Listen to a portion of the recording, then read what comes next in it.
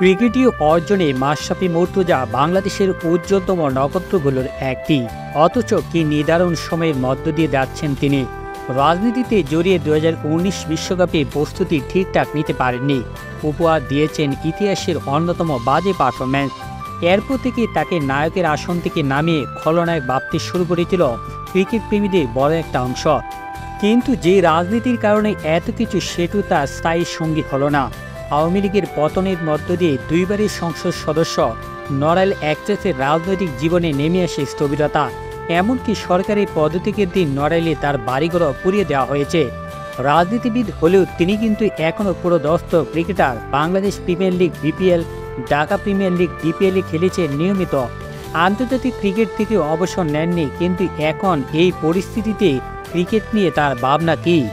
স্থানীয় এক গণমাধ্যমে এই তারকা বলেন, আমি তো আর আন্তর্জাতিক ক্রিকেট খেলি না, বিপিএল খেলি আর ঢাকা প্রিমিয়ার লিগ খেলি।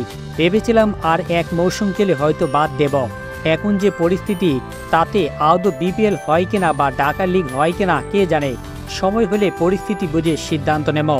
এছাড়া ক্রিকেট বোর্ডে যুক্ত হওয়ার প্রসঙ্গে তিনি বলেন, আমি সংসদ সদস্য হওয়ার পর খেলা বাদ দিয়ে ক্রিকেট বোর্ডে যায়নি। সাধারণত হয়তো উপরের মহলে গিয়ে বলতে পারতাম যে ক্রিকেটে এই কাজটা করতে চায় বা এই দায়িত্ব নিতে চায়। যখন বলার সুযোগ পেল তখনই বলিনি। এখন যে পরিস্থিতি, আমার কাছে মনে হয় ক্রিকেট বোর্ডে থাকা বা এরকম কোনো দায়িত্ব আমার প্রাপ্য নয়। ম্যাচ আরও যোগ করেন, যখন রাজনীতিতে ছিলাম ক্রিকেট বোর্ডে থাকার চেষ্টা করিনি, এখন রাজনীতিতে নেই। এখন যদি বোর্ডে থাকার চেষ্টা করি বা থাকতে চাই, তাহলে কেমন হয়ে যায় না?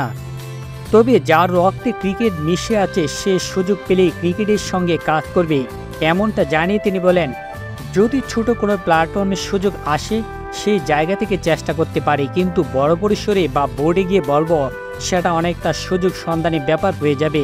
তবে কেউ কখনো সহায়তা চাইলে অবশ্যই পাশে থাকবো।